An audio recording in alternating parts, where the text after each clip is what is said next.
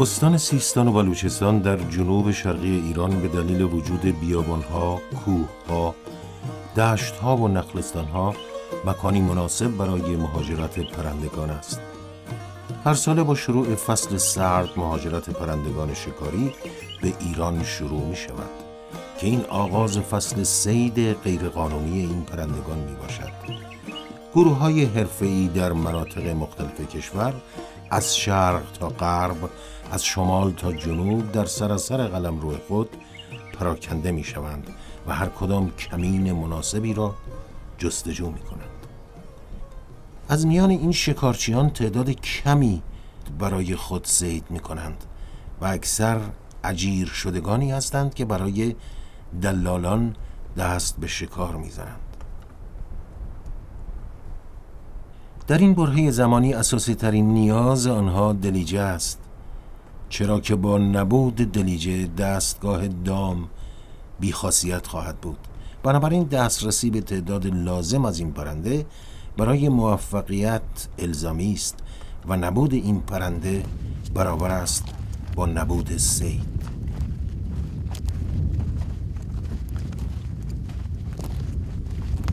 فردا با چیز افکت با همون بوم افکت خود جا پای باشی دیگه اگه رو خاک ایر باری کجاش ورست دیگه هم دگرمی پدا فقط گار مکنه بس پدی مرگی پدی اما پدگار کتو سی این مشک ناواره شیه پاد مزنه دستی کسانه پورو چوک برکو پا ما کوب کنته رو بچه شیه آپ مانکنه می ورد همی ورد رو بچه این ورد مزنه این گو نرو اگر رو این درچ کن توکا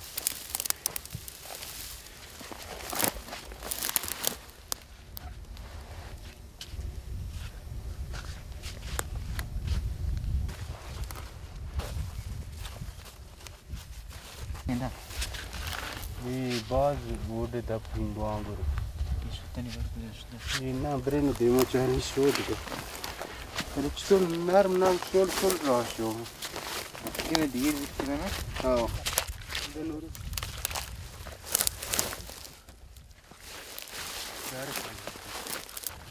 چیزی نداری همراه تو چک چانکو دفعه مایتی هر از برو اونگا آتی همی ورد تو وکی نیستی قشنگ بود دور دفعه یکی اینگو شد کجا؟ که اینه مثلا اینه من نشو اینگو دفعه نشو اینگو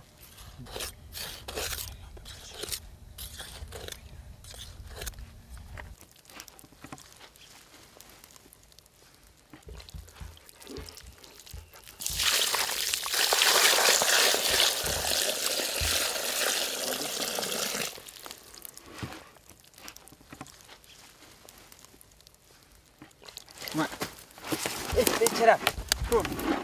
گرفت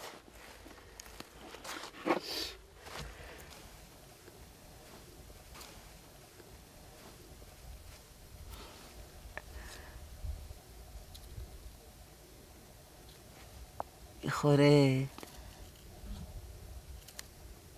این مشک ناواره بچه ناواره مشکی چه این پادی اردن این پادی مزنن دستی کسانه اور دنبه پوجا بچه شیه دنبه پوجا بره نو آمادن دیگه صحبه سر رای نو بدواره گرگا بره نو مالا رای نو دانتانن چینه؟ అవును చూ కపస్ تامبا بیر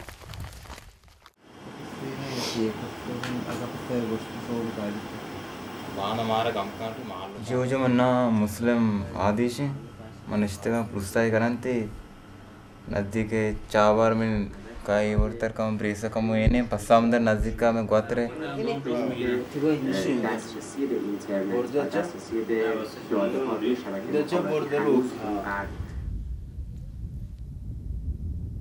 मां मुश्का गिरे मुश्के दिए मां दो दत्तान पेरे माशा गु नाकुंचन सरा चेन्नई चियागा माशा मचने दंतान ची तीजा मैं लोपा वारते वमे मावूर के में रेके में कपस चक्का पता था शेवा बड़ा मुश्त अच्छी रहो मैं कार नबी उड़ा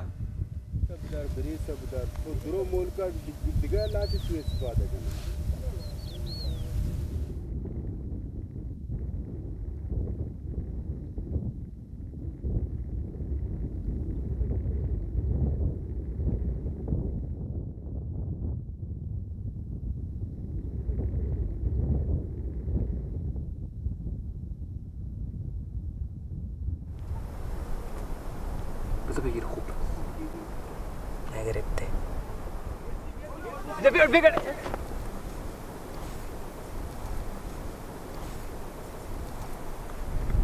دلیجه که در زبان محلی به آن موشگیر یا بدوار میگویند خود از خانواده شاهینیان است. این پرنده تقریبا در تمام آسیا، اروپا و افریقا دیده می شود.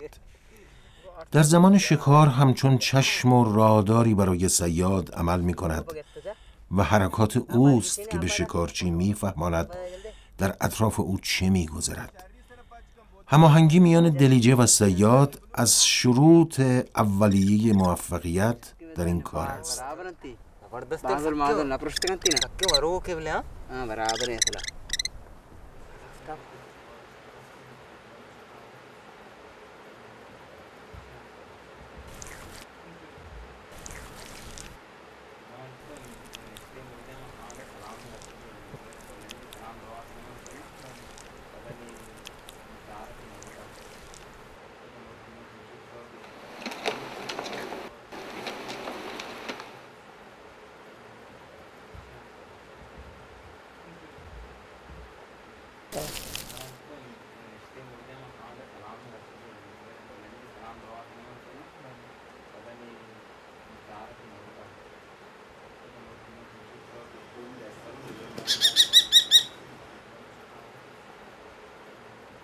به طور عمده پرندگان شکاری ایران در یک راسته و 3 خانواده طبقه بندی می شوند. راسته شاهینسانان شامل خانواده های عقاب، ماهیگیریان، قوشها و شاهینها می باشد. البته طبقه بندی های مختلفی در گذشته به طور سنتی در بین افراد وجود داشته که می توان از تقسیم پرندگان شکاری به 2 دسته سیاه چشم و زرد چشم نام برد. زرد چشم ها شامل انواع قرقی و سارگپه و سیاه چشم ها شامل شاهین ها از جمله بالابان و بحری. این طبقه بندی ها مربوط به پرندگان شکاری روز پرواز می باشد. از میان این پرندگان شکاری خانواده شاهین ها بیشترین طرفدار را برای نگهداری و تربیت دارند. شاید مهمترین دلیل این علاقه‌مندی توانایی این پرندگان در یادگیری و تربیت در زمینه صید و شکار باشد.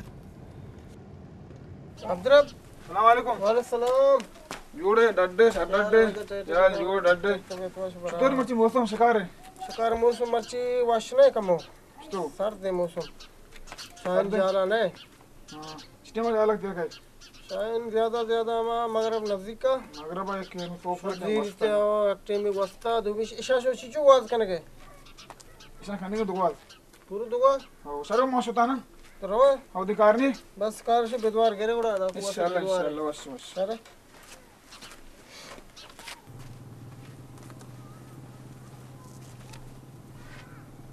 अरे तपरी बिहार को ना अदरक तपरी बरे सर में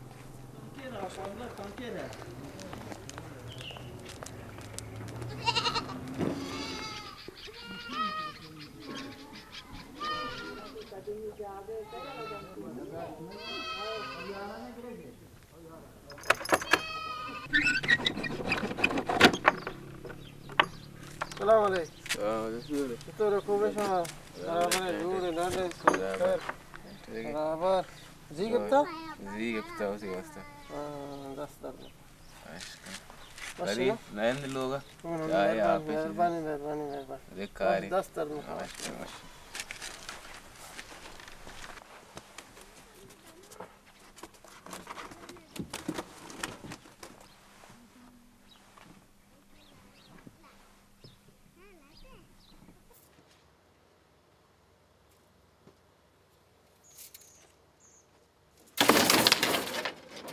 मनी नाम वली मोहम्मद है मासला निश्तगेदा शिकानी करग पासगाय रिंदान एक कार्य में शुरू कुता शाहीन ने कार्य में शुरू कुता सन ने हफ्ता दो हफ्ता दुबैया मशतगे अमूद शिकान कर रहा है नहीं बा कार मजदूरिया और अमूद हमारा शिकप्तगे माँ हमें कार शुरू कुता मुर्गी ट्रेनिंग दाता वो शिकार कुता हमें कार कुता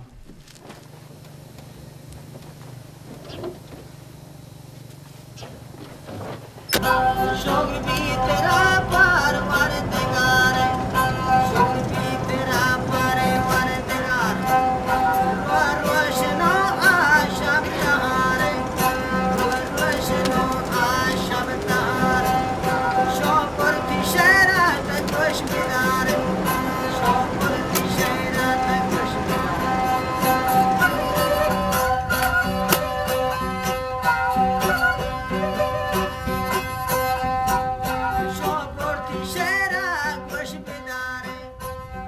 هنگام تله‌گذاری یا به قول محلی ها کوخه‌نشینی در بلوچستان از 10 مهر ماه آغاز می شود و روزهای آخر آبان ماه به اتمام می رسد. در این هنگام هر شکارچی در بیابانهای پهناور که مشرف به دامنه کوهستان ها یا نزدیک به ماهور است گودی به درازی 2 متر تا 2 متر و نیم و به عمق 1 متر یا بیشتر در زمین حفر می کند. پس از آن روی کوخک را با پوشش های مختلفی از جمله شاخه های درختان منطقه یا تکه پارچه‌ای به رنگ محیط می پوشانند که با سطح زمین یکسان شود. سقف با روزنه هایی که به شکارچی امکان می دهد دیدی به اطراف داشته باشد به ویژه دید کاملی نسبت به بودوار احاطه شده است.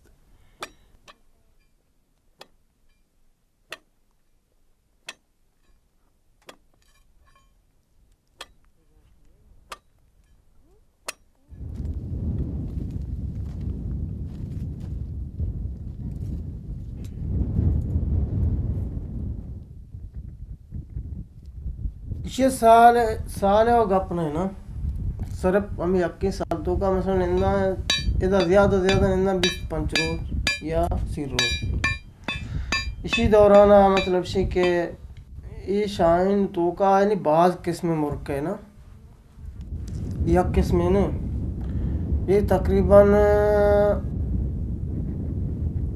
15 किस्म शाइन के 5 किस्म तो का शाइन सिर्फ शर्रे शान तो का कहें 2 5 किस्मानी तो का यानी शर्रे खूबसूरती के हमा के शिकार कंत के यानी हमा चर्द जंत बरा चर्द शिया बरंत चर्द वास्ता शिया यानी गिरगा कि चर्द शिकार जना सिर्फ 5 किस्मान तो का 2 किस्म शान तो का कहत ए ऐसे रामक भी शिकार कंत और ईशानी तो का पता नहीं 5 तो का पता तो 5 किस्म कहते हैं और आज में शर रहे हो कम में तकरीबन इसी ज़्यादा मैं रखें तो का मतलब ज़्यादा गिरक भी 4 या 5 गिरक भी पता हम हमेशा तो का नहीं दो शर्रें भी आदि खराब है मैं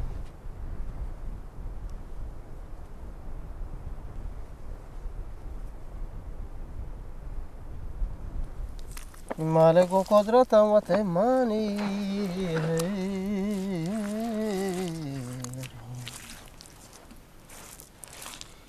वाशिफामा पीशी दौर बलोचनी इमा बलोचनी जागा भी तैदा नेंदो को फादा हमोलानी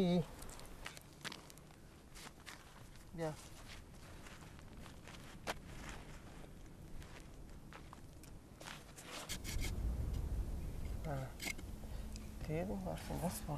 Dudam juta. İçi midware. खुलासा ये चीज़ें हरकत जानत के मैंने चौक के नहीं दर्स बानी तो शर्रे जागे नहीं बिगड़ी तो ये शिकार पे हिची वे शिकारे ने मैं कह रहा अल्हम्दुलिल्लाह दर्सवानक जागा आस्ते मैं चुक दर्सवान गए शुक्र अल्लाह और मैं कह रहा मैं कार वती असली कार और यानी सयादी है माँ आस्ते की अदार वता आस्ते अदार मदरदार है और तीसरा दा मैं कवरा यानी बाग बीता आप बीता मैं दा मूज किश्ता मैं मूज द्रोन भी आप ही अच्छे मूज में सजे ख़त्म बीतगा नहीं मैं पता हमसे पता दरिया होती मैं आएगा टुक टुक इधर सिर्फ हमें अगर मैं बच की अगर दर्स बनता हूँ मसर मारा दित्ती कि मैं पेती कारा कन के हमें वर्ग खूबसूरती दित्ती कि हमशी वास्ता हमें यक्के माया मसर दारोज 5 रोज अगर दर्सवानी भी हो कहे हमें कारा कम के शौक जरिया से अंजाम दंत कंडक को कारकनक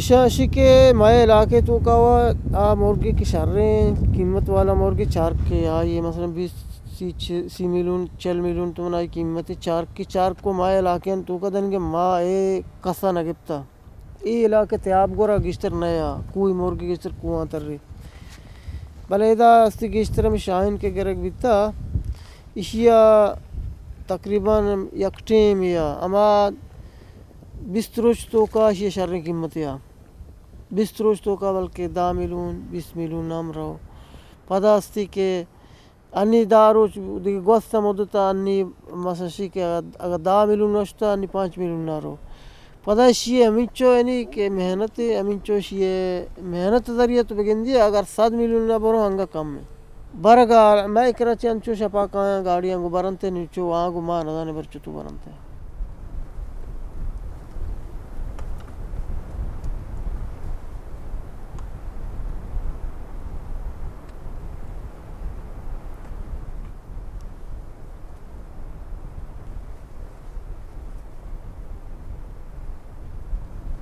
بودوار بندی از نخ تافته پنبه‌ای یا ابریشمی بر گردن و پاهایش می‌بندند و مقداری پر نیز به پاهایش آویزان است که آن گلوله پر از دور به یک پرنده کوچک همانند میباشد که موشگیر آن را شکار کرده است. از 4 طرف 4 بند نازک اما محکم به چوب‌های پشت تورها می‌بندند و سر هر 4 بند را از سوراخ‌های ایجاد شده به داخل کوخه میبرند و در دست‌های صیاد قرار میدهند.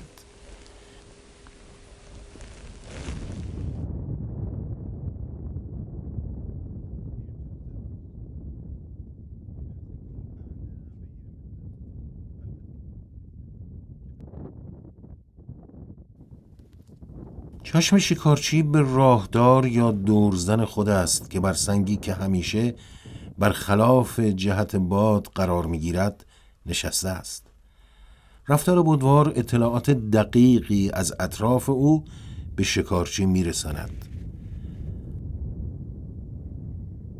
پرنده شکاری که به دنبال شکار دور میزند وقتی که از دور چشمش به بودوار میافتد که معمولاً پرنده‌ای کوچک در چنگال دارد، شتابان به سوی او حرکت می‌کند، زیرا می‌خواهد صیاد صید و صیاد شود و از عاقبت خود خبر ندارد. باز یا شاهین چون به بودوار رسید با آن گلاویز می‌شود. صیاد فرصت می‌یابد و کم کم بند بسته به پا و گردن بودوار را پایین می‌کشد و کبوتر دیگری که در کنارش دارد به دام یا تورها می‌راند که پرنده کلانگیر شکاری با حرص و طمع بیشتری به سرعت به سوی دام می‌آید.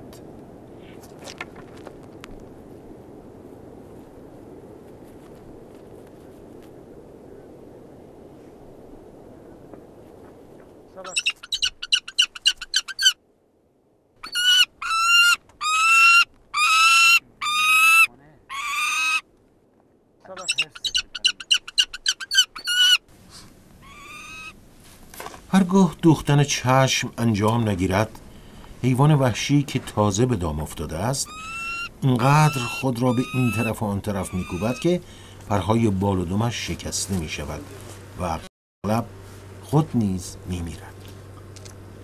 پس از گذر مدت زمانی قطعه گوشتی تازه بر منقار و پای پرنده میمالند تا پرنده گرسنه به بوی گوشت منقار میگشاید و طعمه را میرباید.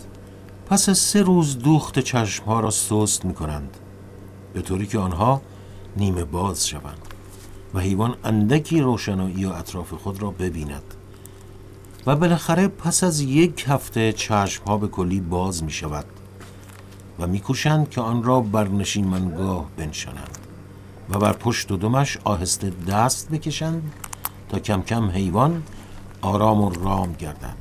پس از آن به اختیار صاحبش است که چگونه او را آموزش دهد.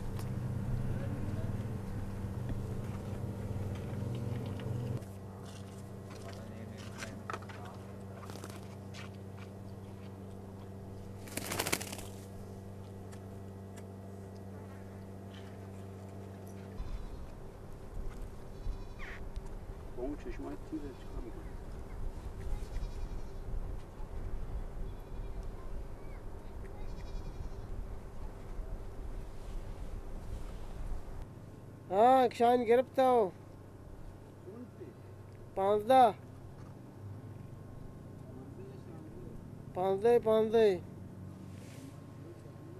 درو برابر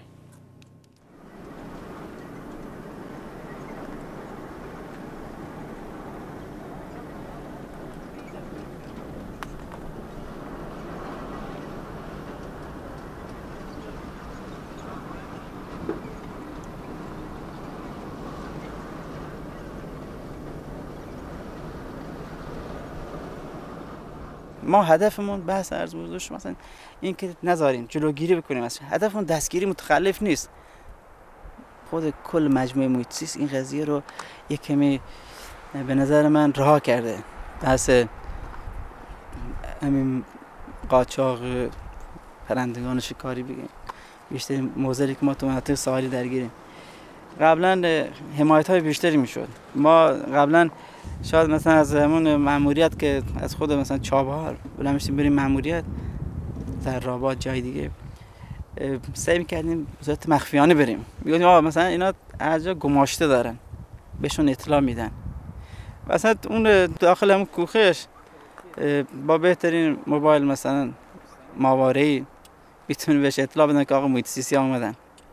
ولی ما کجا، ما بیسیم به خوبی نداریم. مثلا بیسیم بتونه ارتباط همکارمون پیدا کنه، اگه گم بشه تو منطقه پیدا کردنش برامون سخته. بهتر تجهیزات اونا بهتر شده. کسایی هستن که اینا خودشون مثلا ما فکر میکنیم، ما وقتی ظاهر این افراد نگاه میکنیم میگیم آقا اینا هیچی ندارن، ولی طرف اصلی ما اینا نیستن. اینا گماشته‌هایی هستن. در قبال مثلا مثل کارگرن، روزمزدن. میگه آقا تو بیا بشین اینجا، پرنده گرفتی من خرجت میدم، نگرفتی من خرجت بهت میدم. کسی که مثلا 500 میلیون 600 میلیون هزینه میکنه سالی برای اصلا بحث پرنده ها شکاری، 1-2 میلیون براش کاری نداره هزینه یه کارگر بده. اکثرا هم عرض حضور شما باشون اگه برخورد میکنی صحبت میکنی زبان حتی مثلا بلوچی که زبان مردم اینجا باشه رو هم نمیتونن به خوبی صحبت کنن. مثلا میبینی که اینا مثلا از جای دیگه اومدن. این نشون میده که این یه مسئله برنامه‌ریزی شده.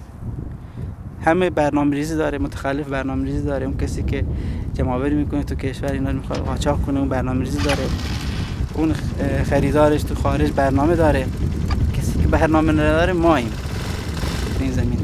یعنی یه برنامه دراز مدت نداریم. برنامه یک مشخص باشه، ما مثلا با هدف باشه. با هدف نیست. مهندس باید خدا انشاءالله با دست پر برمیگردیم.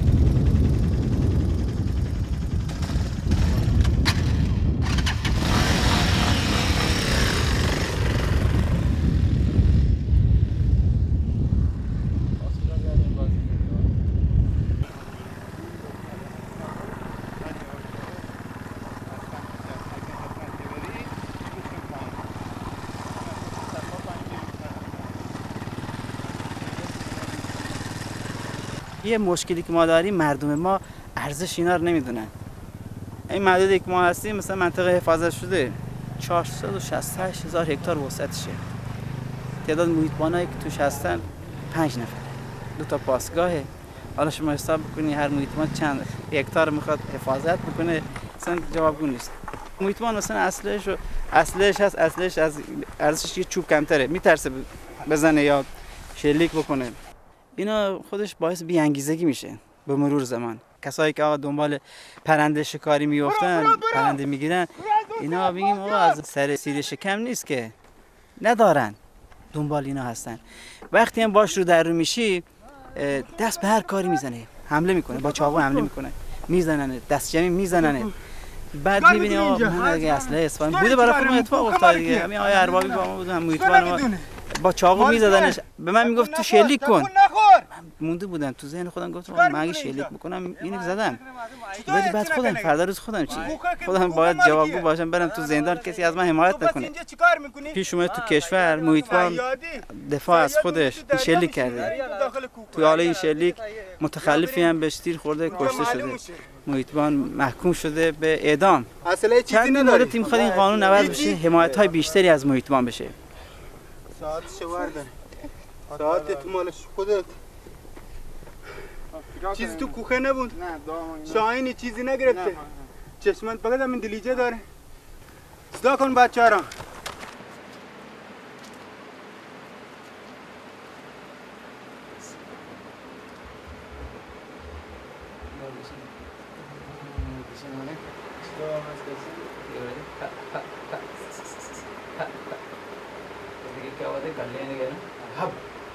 ये मोर मर्ची तो करता मर्ची करता आवाज बहुत सोबा करता ये 7 चिच्चू करता ये तकरीबन 7 बेगा और 4 करता बेगा करता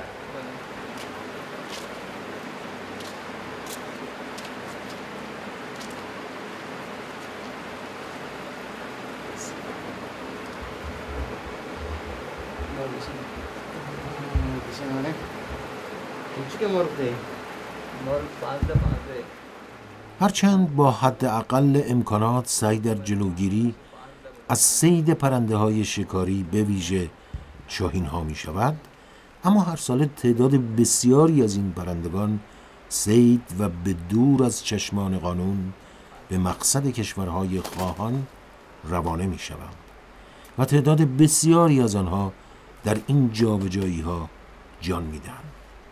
جنس ماده در پرندگان شکاری سیاه چشم بیشتر مورد نظر و خواهان دارد، چرا که دارای جثه درشتر و قویتری نسبت به جنس نر هستند. حذف گونه مولد از چرخه طبیعت خود از میان برنده نسل تولید کننده و ضربه جبران ناپذیر بر دامان طبیعت خواهد بود. در منطقه بلوچستان جنس نر را طب می‌نامند و دارای ارزش چندانی نبوده و به همراه سایر پرندگانی که جنبه تجارتی ندارند آزاد می‌شوند و مابقی پرنده ها راه درازی را طی خواهند کرد تا به دست مشتریانشان برسند.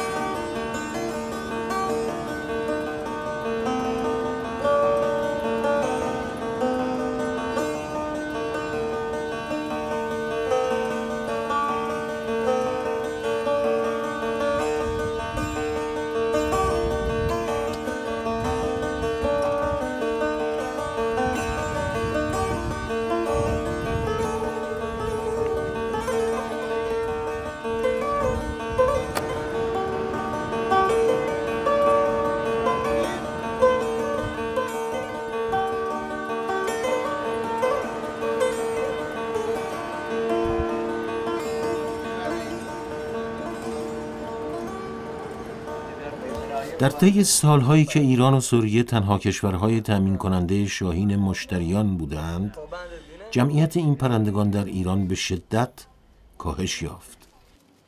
اما فقط این پرنده های ارزشمند نیستند که به این ترتیب از چرخه طبیعت خارج می شوند.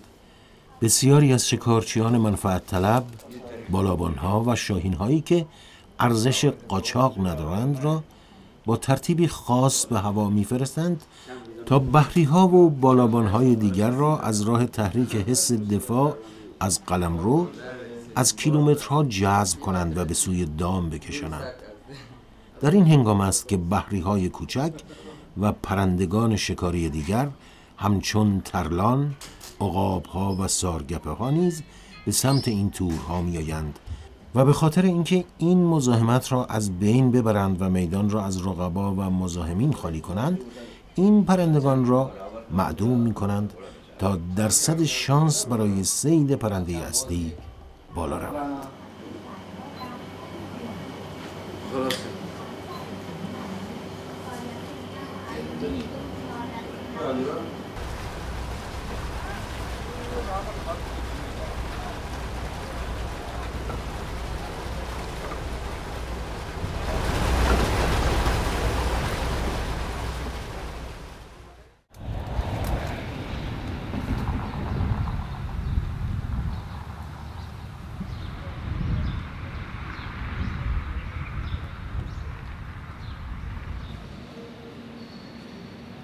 سالهای اخیر صید شاهین دیگر تجارت پرسودی در ایران به حساب نمی آید. دلیل آن نظارت دقیق و جلوگیری از صید آنها نیست، زیرا تأمین نیاز اعراب از آسیای میانه صورت می گیرد و مهمتر از آن نیز تولید قوش‌های پرورشی که امروزه با موفقیت بالایی نیز مواجه شده از دلایل مهم کاهش فعالیت صیادان ایرانی است.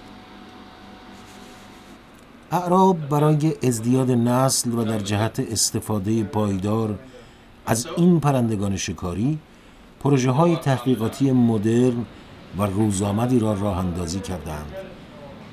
نتایج تحقیقات این پروژه‌ها قلمرو تولید مثل و مهاجرت نمونه‌های مختلف را شناسایی کرده است.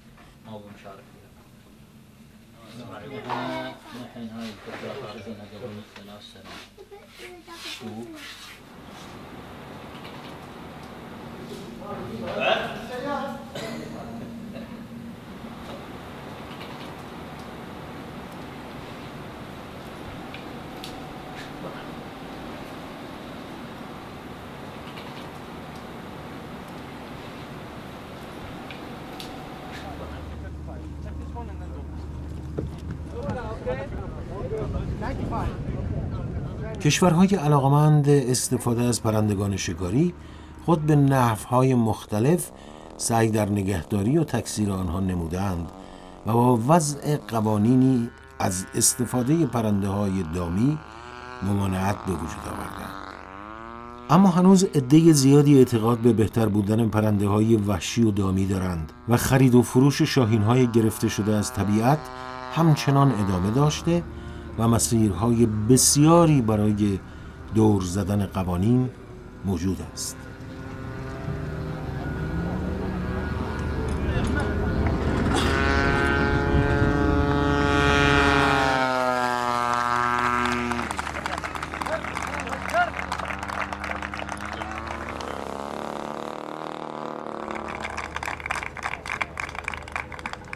المتسابق رقم 12 جهز نفسه.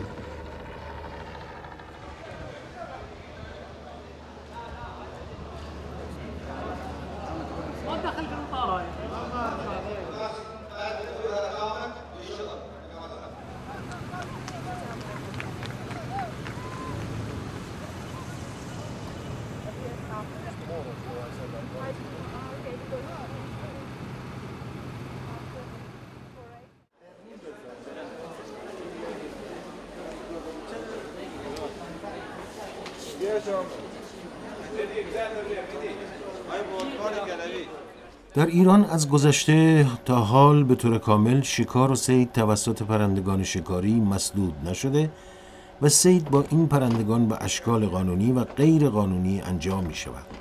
هر سال شاهد سعی گروه‌های بسیاری در جهت شکار در اقصانقاط کشور هستیم که تعداد اندکی شناخته و بازداشته می شوند. پرنده هایی که از شکارچیان غیرقانونی گرفته می شوند تعدادی آزاد می گردند، تعدادی به مکانهای نگهداری این پرندگان انتقال پیدا می کنند و تعدادی نیز به دست علاقمندان دارای مجوز و ارگانهای تحقیقاتی سپرده می شوند.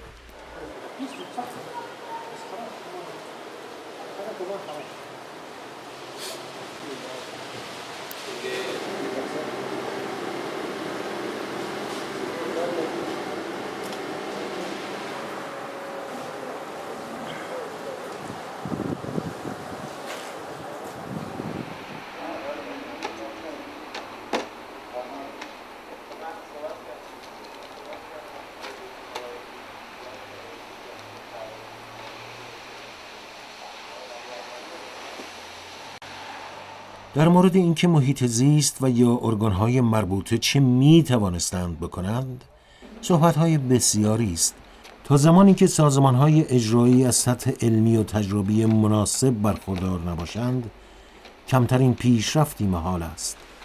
آینده محیط زیست و طبیعت ایران با فصلی از حقیقت روبرو خواهد شد.